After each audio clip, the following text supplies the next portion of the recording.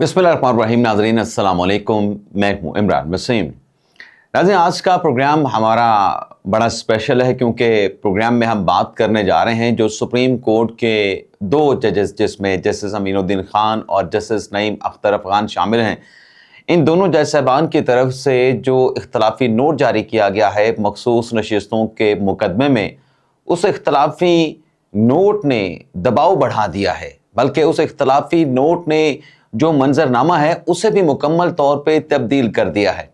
अब तफसीली फ़ैसले के हवाले से जो 8 जज साहबान का फ़ैसला आना है, इस इख्तलाफी नोट को लेके उन 8 अक्सरियती जजेस पर क्या दबाव होगा, जजेस में कोई इख्तलाफात हैं नहीं हैं, ये सारी डिटेल इस प्रोग्राम में आपके साथ हम शेयर करने जा रहे हैं। जो इख्तलाफी नोट है उसके कंटेंट्स पे भी बात करेंगे, मंदरजात पे भी बात करेंगे, और फिर उस इख्तलाफी नोट के बाद जो दोनों जज साहबान पे तनकीद के निश्तर बरसाए जा रहे हैं, सबसे पहले तो इस मामले पे हम बात करेंगे कि क्या जज साहबान का जो इख्तलाफी नोट है वो आइन और कानून से हटके दिया गया है। जो मुकदमा था उस मुकदमे के बरक्स ये इख्तलाफी नोट तहरीर किया गया है।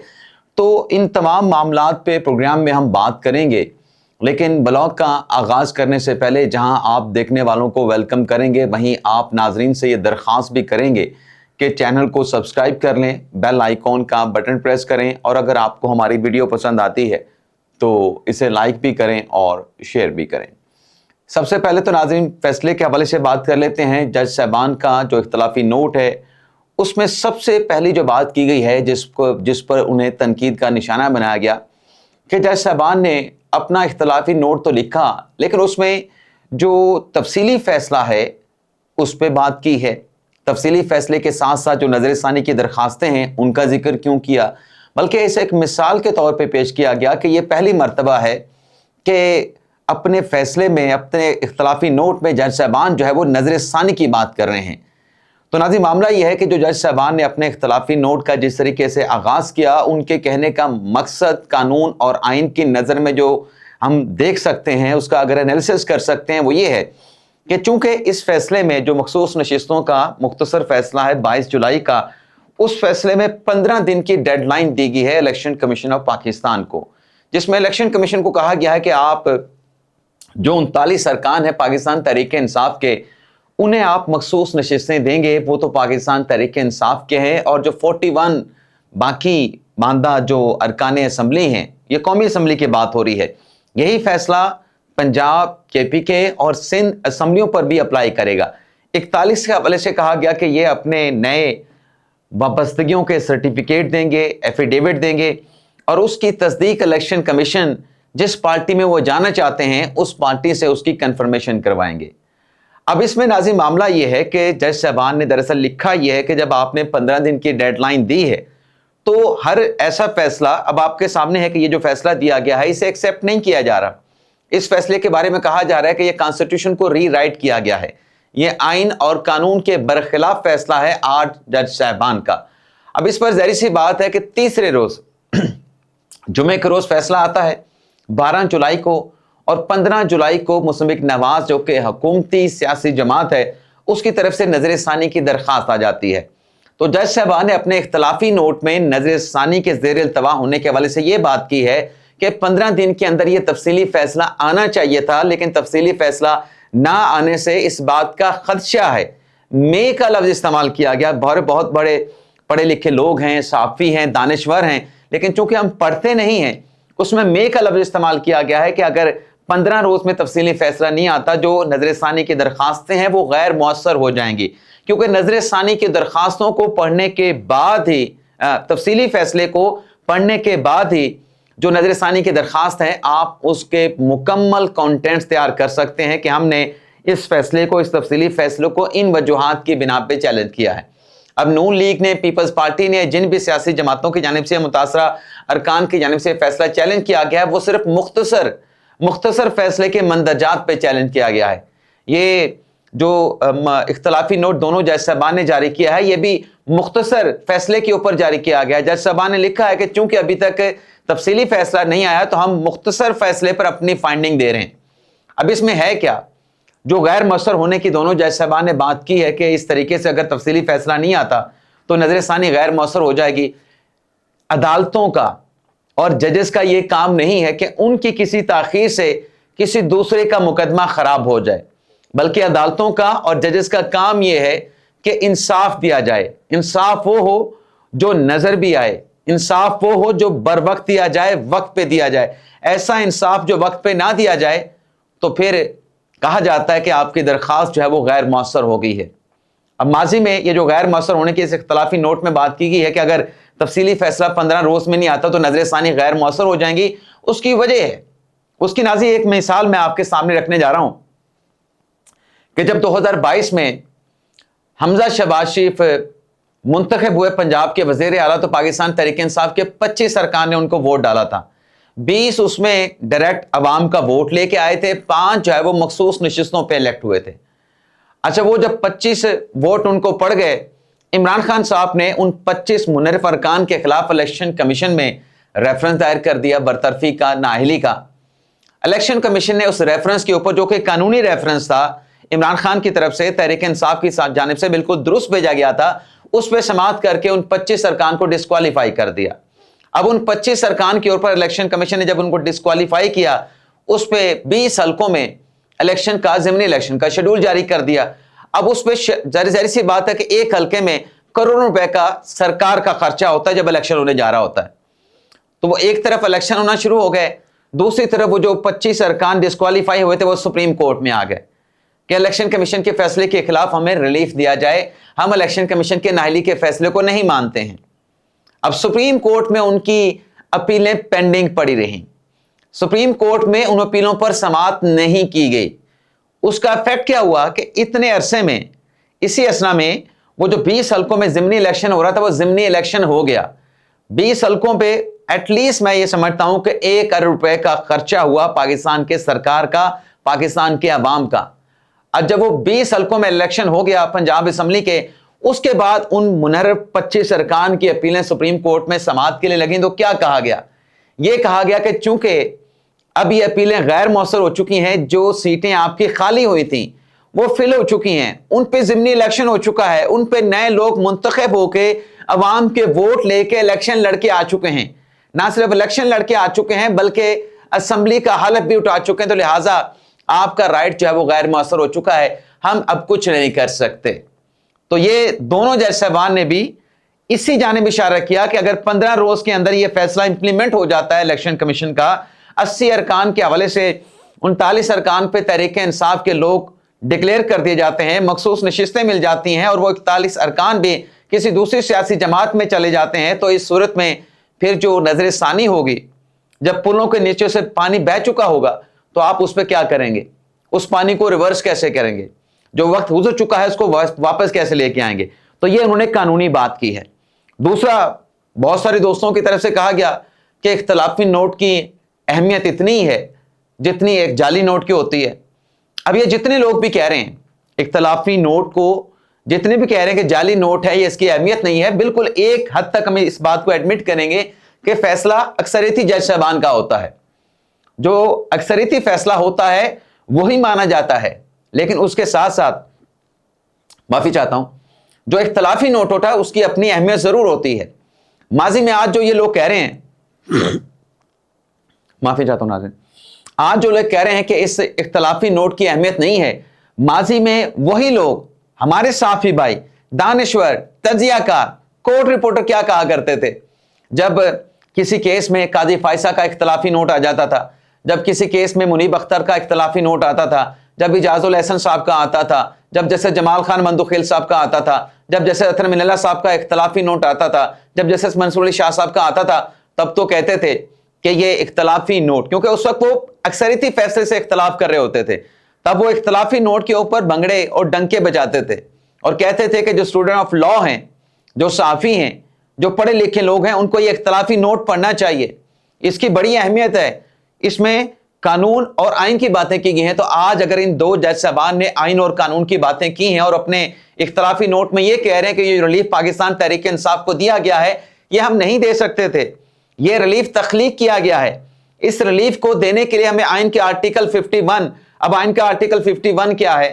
آئین کا آرٹیکل 51 یہ ہے کہ وہ سیاسی جماعت مخصوص نشستوں کی حقدار ہوگی جس نے جنرل الیکشن لڑا ہوگا. نہ صرف جنرل الیکشن لڑا ہوگا بلکہ اس میں جو ڈائریکٹ سیٹیں ہیں قومی اسمبلی کی یا صوبائی اسمبلی کی ایٹ لیسٹ ایک سیٹ جیتی ہوگی. تو آرٹیکل 51 یہ کہتا ہے. آرٹیکل 104 جس کو اس اختلافی نوٹ میں یعنی تینوں آرٹیکل کے حوالے سے بات کی گئی. اگر یہ ریلیف پاکستان تحریک انصاف کو دینا تھا، تحریک انصاف تو ہمارے سامنے تھی ہی نہیں، اور جو وکلا ہمارے سامنے سنی اتحاد کونسل کے فیصل صدیقی موجود تھے، سلمان اکرم راجہ موجود تھے، ان سے بارہا پوچھا گیا، جج صاحبان کی طرف سے پوائنٹ آؤٹ کر کے پوچھا گیا کہ اگر ایک پرپوزل پیش کیا گیا کہ اگر ہم یہ سیٹیں تحریک انصاف کو دے دیں تو تحریک انصاف کے وکیل نے اور سنی اتحاد کونسل کے وکیل نے یہ سیٹیں لینے سے انکار کر دیا کہ یہ تحریک انصاف کو نہ دی جائیں، یہ سنی اتحاد کونسل کو دی جائیں. عدالت کہہ رہی ہے کہ جب یہ ریلیف لینے والے بھی تیار نہیں تھے اور پاکستان تحریک انصاف بھی کسی موقع پہ election commission, Peshawar high court, supreme court کے سامنے موجود ہی نہیں تھی، تو یہ ریلیف دیتے ہوئے سپریم کورٹ کو جو آرٹیکل 51 ہے، جو آرٹیکل 104 ہے، جو آرٹیکل 63A ہے، اس کو سسپینڈ کرنا تھا. اس کو سسپینڈ کیے بغیر یہ ریلیف نہیں دے سکتے تھے. بلکہ عدالت نے اختلافی نوٹ میں یہ بھی کہا ہے دونوں جج صاحبان نے کہ نہ صرف ان آرٹیکلز کو آپ نے سسپینڈ کرنا تھا، سسپینڈ کرنے کے ساتھ ساتھ اس کا آلٹرنیٹ بھی مہیا ہونا تھا، انسرشن ہونی تھی سبسٹیٹیوٹ آرٹیکلز کی، اس کے بغیر یہ ریلیف نہیں دے سکتے. اس کے اوپر جو ہے وہ جج صاحبان کو تنقید کا نشانہ بنایا جا رہا ہے. جسٹس امین الدین خان صاحب کے بارے میں کہا گیا کہ جب تاحیات نااہلی کا مقدمہ عدالت کے سامنے آیا تھا تو اس وقت تو امین الدین خان صاحب کے خیالات کچھ اور تھے. امین الدین خان صاحب کہہ رہے تھے کہ آرٹیکل 185 کے کیس میں ہم باہر نہیں جا سکتے، مخصوص نشستوں کے کیس میں. تو تاحیات نااہلی کے کیس میں تو امین الدین خان صاحب نے 3 رکنی بینچ میں بیٹھ کے از خود نوٹس لینے کا کہا تھا. اب دیکھیں نا کہ جب آپ پڑھیں گے نہیں، آپ چیزوں کو ریکال نہیں کریں گے، پریکٹس اینڈ پروسیجر قانون میں واضح طور پہ لکھ دیا گیا ہے کہ ایسا کیس جس میں آئین کی انٹرپریٹیشن ہوگی اس پہ ایٹ لیسٹ کم از کم 5 رکنی بینچ بنے گا. تو وہ جو تاحیات نااہلی کا کیس سپریم کورٹ کے سامنے قاضی فائصہ کے بینچ میں آیا تھا، اس میں یہی سوال اٹھا تھا کہ آئین کی یہ قانون کی تشریح کا کیس ہے تاحیات نااہلی کا، تو لارجر بینچ بنانے کی بات کی گئی. اب لارجر بینچ بنا 7 رکنی. کیوں 7 رکنی بنا؟ اس کی وجہ یہ تھی کہ اس سے پہلے 5 رکنی بینچ کی ڈیکلیریشن تھی تاحیات نااہلی کے حوالے سے، تو اس سے بڑا بینچ بنانا پڑا. تو امین الدین خان صاحب نے اپنی کون سے طے کیے گئے پیرامیٹرز یا اصولوں سے انحراف کیا ہے. اور پھر آپ دیکھیں کہ جواز کیا پیش کر رہے ہیں. ایک اور جواز آپ کو پیش کر، بلکہ 2 اور چیزیں، 2 اور پوائنٹ میں آپ کے سامنے رکھوں گا. ایک یہ کہا جا رہا ہے کہ یہ جو مرضی کر لیں، یہ جو فیصلہ دو جج صاحبان نے اختلافی نوٹ دیا ہے، یہ دراصل دباؤ بڑھانے کے لیے 8 جج صاحبان پہ، جن کا اکثریتی فیصلہ ہے کہ وہ تفصیلی فیصلہ جاری کریں، اور اس معاملے کو جوڑتے ہیں چیف جسٹس قاضی فائصہ کی ایکسٹینشن کے ساتھ کہ وہ توسیع لینا چاہتے ہیں. اور قاضی فائصہ نے یہ اختلافی نوٹ 2 جج صاحبان نے جاری کیا، حالانکہ قاضی فائصہ صاحب نے ان جج صاحبان کے نوٹ کے ساتھ، اختلاف کے ساتھ ایگری نہیں کیا. قاضی فائصہ صاحب نے ایگری کیا ہے مندوخیل صاحب کے ساتھ، تو وہ ان کو کیسے کہہ سکتے ہیں کہ آپ اپنے اختلافی نوٹ جاری کریں؟ قاضی فائصہ صاحب کو اس معاملے سے لینا دینا نہیں. اور پھر جب آپ یہ بات کرتے ہیں کہ یہ 2 ججز کا اختلافی نوٹ اس لیے جاری کیا گیا ہے تاکہ تفصیلی فیصلہ جاری ہو اور قاضی فائصہ صاحب کی ایکسٹینشن کا معاملہ زندہ رہے، تو اس کا مطلب یہ ہے کہ تفصیلی فیصلہ تاخیر سے جاری کرنے کی وجہ یہ ہے کہ قاضی فائصہ صاحب ریٹائر ہو جائیں، پھر یہ مطلب لیا جائے. اور یہ مخصوص نشستوں کا فیصلہ اس لیے دیا گیا ہے کہ آئینی ترمیم کا راستہ روکا جائے. اور پھر اگر چلیں آپ اس آرگومنٹ کو بھی لے کے چلتے ہیں تو پھر ایٹ لیسٹ اتنی جرات تو کریں، اتنا حوصلہ تو کریں کہ آپ کی جو اپنی خبر ہے کہ قاضی فائصہ نے ایکسٹینشن لینے سے انکار کر دیا تھا، حکومت کو یہ پیغام کنوے کر دیا گیا تھا، تو کہہ دیں کہ ہماری یہ خبر غلط تھی. آپ ایک طرف خبر دے رہے ہیں کہ قاضی فائصہ نے ایکسٹینشن لینے سے انکار کیا، دوسری طرف آپ یہ کہہ رہے ہیں کہ جو کانسٹیٹیوشنل پیکج ہے، جو آئینی ترمیم ہے، اس کے بینیفیشری قاضی فائصہ صاحب ہیں. تو آپ تو اپنی خبر کے ساتھ، اپنی ایکسکلوسیو خبر کے ساتھ آپ اختلاف کر رہے ہیں. اور پھر کیوں نہ تفصیلی فیصلہ جاری ہو؟ جب آپ اس کیس کا فیصلہ مخصوص نشستوں کا جب محفوظ ہوا تھا، آپ خود کہنے والے تھے کہ یہ فیصلہ مختصر جاری کیوں نہیں کر رہے، مختصر فیصلہ کیوں نہیں سنا رہے. 2 دن کے اندر، 3 دن کے اندر یہ فیصلہ سنا دیا گیا، تب تو آپ کو جلدی تھی. ایک دن گھنٹہ آپ کاؤنٹ کر رہے تھے یہ میں اپنے صافی بھائیوں کی بات کر رہا ہوں, دانشوروں کی, تجزیہ کاروں کی بات کر رہا ہوں. تو اب تو آپ کہہ رہے تھے کہ تاخیر کیوں کر رہے ہیں جناب, جلدی فیصلہ سنائیں. جلدی فیصلہ سنا دیا تو جلدی فیصلہ سنانے کے بعد تفصیلی فیصلہ نہیں پھر جلدی آنا چاہیے, ضرور آنا چاہیے. اب ناظرین یہ جو ججز کا اختلافی نوٹ ہے 2 جج صاحبان کا, اب اس میں سیکشن 104 کا بھی چلیں آپ کو بتا دیں. سیکشن 104 مخصوص نشستوں کی فہرستیں جمع کرانے کے حوالے سے ہے. اب جج صاحبان اپنے اختلافی نوٹ میں کہہ رہے ہیں کہ اس فیصلے کے ذریعے نہ صرف آئین, قانون, پروسیجر, سپریم کورٹ کے رول سے انحراف کیا گیا, بلکہ وہ ریلیف دیا گیا جو مانگا نہیں گیا تھا, جو آئین اور قانونی اجازت نہیں دیتا تھا. عدالت نے اپنے اختلافی نوٹ میں کلیئر کر دیا. یہ آج ججز تو اپنا فیصلہ لکھیں گے نا کہ انہوں نے مخصوص نشستوں کے حوالے سے جو فیصلہ دیا اس کی ریزننگ وہ اپنی دیں گے. لیکن یہاں پہ جو ایک سوال اٹھ رہا ہے, ہمارے کچھ ساتھی کہہ رہے ہیں کہ اگر الیکشن کمیشن اس فیصلے پہ عمل درآمد نہیں کرتا ان 2 جج صاحبان کے اختلافی نوٹ کے بعد, تو ان کے خلاف سپریم جوڈیشل کونسل میں کارروائی ہونی چاہیے. کس قانون کے تحت, کانسٹیٹیوشن کے کس آرٹیکل کے تحت, کچھ بتائیں نا, کس آرٹیکل کے تحت آپ کارروائی کرائیں گے؟ فیصلوں کے خلاف تو اپیلیں ہوتی ہیں, الیکشن کمیشن کے فیصلے کے خلاف یہ اپیل پڑی ہے, اور اگر 2 ججز نے کہا ہے کہ آئین اور قانون کے مطابق اگر کوئی فیصلہ نہیں ہے تو ریاستی ادارے اس فیصلے کو ماننے کے پابند نہیں ہے, تو کیا یہ لاجک غلط ہے؟ بالکل ایسا ہے. جب ہم آئین اور قانون پہ چلنے کی بات کرتے ہیں تو اگر ایسا فیصلہ جو کہ نظر ثانی میں بھی طے ہو جائے گا, اگر فیصلہ آئین اور قانون کے برخلاف ہے تو ریاستی ادارے اس کو کیوں مانیں؟ اور پھر آپ الیکشن کمیشن کے چیف, الیکشن کمشنر اور الیکشن کمیشن کے ممبران کے خلاف توہین عدالت اور سپریم جوڈیشل کونسل میں برطرفی کے ریفرنس چلانے کی بات کرتے ہیں. کیا ان کے پاس نظر ثانی میں جانے کا رائٹ نہیں ہے؟ کیا آئین کا آرٹیکل 188 یہ رائٹ فراہم نہیں کرتا؟ کیا یہ اپیلیں نظر ثانی کی جو سپریم کورٹ میں دائر کی گئیں, قانون یہ نہیں کہتا کہ 14 روز کے اندر اگر ارلی ہیئرنگ کی درخواست آتی ہے آپ نے ان کو یہ لگانا ہے 14 دن کے اندر؟ کیا یہاں پہ جو قانون ہے پریکٹس اینڈ پروسیجر اس کو وائلیٹ نہیں کیا گیا, اس قانون کو نہیں مانا گیا؟ تو معاملہ ناظرین یہ ہے کہ اب ان 2 جج صاحبان کے فیصلے کے بعد جو 8 ججز ہیں ان پہ بھی دباؤ بڑھا ہے, ان پہ دباؤ بڑھا ہے کہ وہ بھی اپنا تفصیلی فیصلہ جاری کریں. آپ دیکھیں نا, حکومت نے مطالبہ کر دیا ہے کہ اختلافی نوٹ میں اٹھائے گئے جو سوالات ہیں اکثریتی ججز ان سوالات کا جواب دیں. تو کیا جواب نہیں آنے چاہیے؟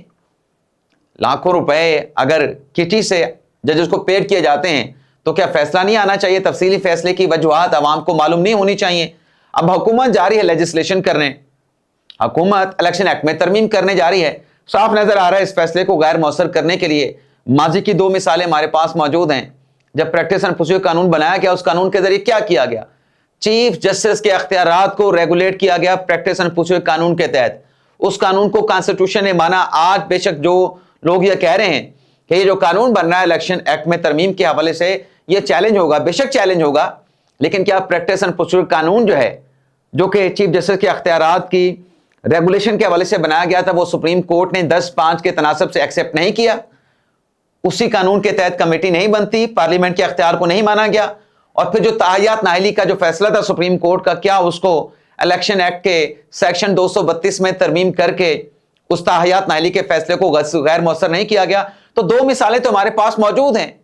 یہ تیسری مثال ہوگی حکومت جو کل قومی اسمبلی کا اجلاس بلا بیٹھی ہے, سینٹ کا اجلاس بھی بلا بیٹھی ہے, اس میں کل قومی اسمبلی سے قانون الیکشن ایکٹ والا ترمیمیں امینڈمنٹ ایکسیپٹ ہو جائیں گی, منظور کر لی جائیں گی, پھر سینٹ میں چلا جائے گا, پھر صدر صاحب دستخط کر دیں گے تو ایک قانون تو آ جائے گا. ہاں اگر وہ قانون عدالت نے سمجھا کہ ٹھیک نہیں بنا ہے, بنیادی حقوق اور عدلیہ کی آزادی کے منافی ہے, عدالت اس کا جوڈیشل ریویو کر لے. لیکن یہ بھی سوچیں, یہ بھی ذہن میں رکھیں کہ وہ آرٹیکل 184(3) کی درخواست ہوگی, اس میں پھر پریکٹس اینڈ پروسیجر قانون کے تحت رائٹ آف اپیل بھی ہے. تو 2 ججز کے اختلافی نوٹ کے بعد اب ججز کے اوپر جو اکثریتی جج صاحبان ہیں ان پہ دباؤ بھی بڑھا ہے کہ آپ بھی اپنا تفصیلی فیصلہ جاری کریں, کیونکہ ہمیں ذرائع جو بتا رہے ہیں کہ یہ فیصلہ تفصیلی اگست کے 3رے ہفتے میں یا اس سے آگے چل کے جاری کیے جانے کا امکان ہے. اجازت چاہتے ہیں ناظرین, اللہ حافظ.